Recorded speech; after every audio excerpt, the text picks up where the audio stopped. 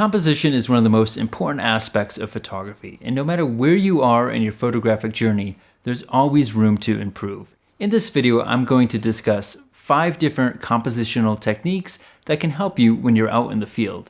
Tip number 1, use the power of lines. Leading lines are very powerful to guide your viewer through a scene. Imagine that your viewer has never looked at a photo before.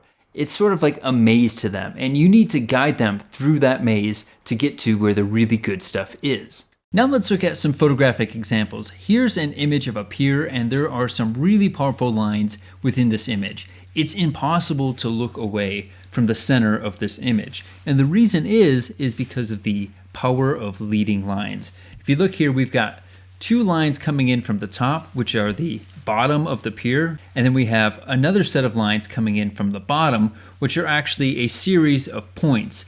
Now, just because it's a leading line, it doesn't have to be solid. You can see these pillars in this scene are actually points, but that's okay because your viewer's mind will go ahead and complete those points and make a solid line out of it and still use them as a guide to get through the scene. Here we have another image from a slot canyon, and there's a variety of lines coming into this scene.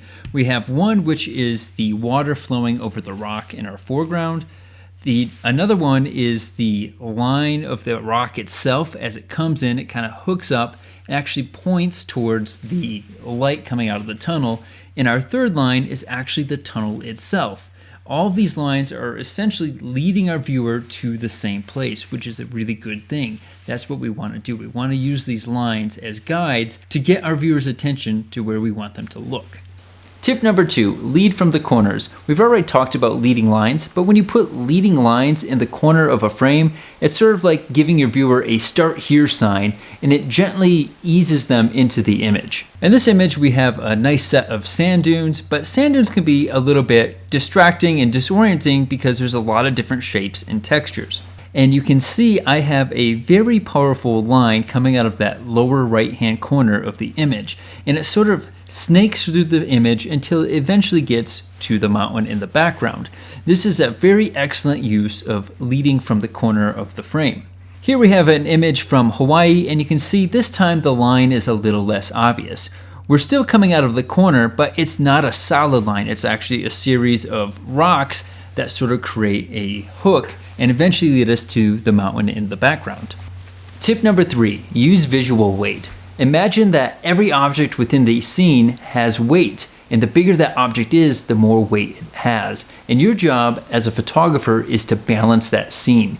You don't want a lopsided photograph where it feels like all of the weight is on one side of the photo or the other. Here we have a scene of a blue lagoon that is very evenly balanced. You can see we got 2 mountains in the background and a nice foreground element in the foreground, and everything is very evenly balanced. It's a very symmetrical scene. Visual weight doesn't mean it has to be symmetrical though. So here's a scene of a waterfall. You can see that the waterfall is on our left-hand side, and then we're balancing out the waterfall with the logs in the lower right-hand corner. Here's one more of a waterfall, and you can see it's pretty well balanced with the frame around it. Now let me show you this photo without the frame, and you can see what I'm talking about.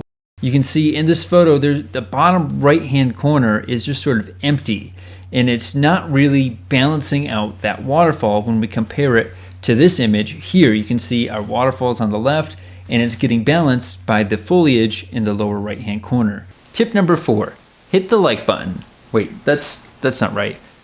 Tip number 4, shallow depth of field. So a lot of landscape photographers like a lot of depth of field, if not unlimited depth of field. And it's a really good look. I use it in my photography a lot.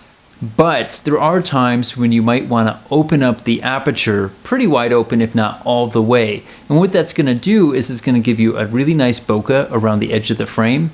It's going to create a frame within a frame because anything that's close to the lens is going to blur out completely and actually create a frame. And then on top of that, it's going to draw all of the attention to your subject because that's going to be the only thing that's sharp.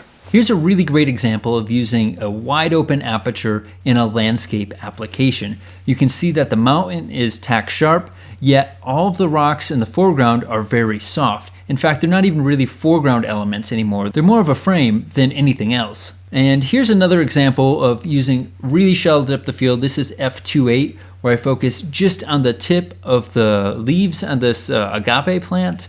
And you can see the rest of the plant just sort of blurs into oblivion, and it kind of creates this sort of dreamy, soft, almost spa-like image. Tip number 5, watch out for overlapping elements.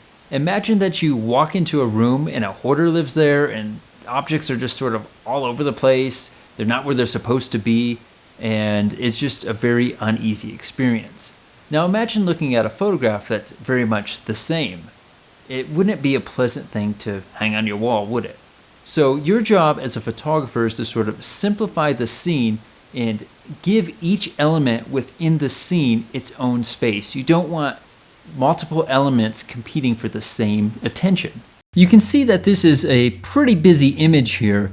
So when I composed this shot, I had to be very careful where I placed my camera because I didn't want any of the stumps in the foreground to overlap one another. And so sometimes moving the camera just a few inches in one direction or the other can be the difference between having a very clean shot or a somewhat messy shot with competing elements. Thanks for tuning in. My name is Mike Wardynski. I hope you enjoyed the video, and if you did, don't forget to like and subscribe because I've got a lot of great videos on the way. I'll see you in the next one.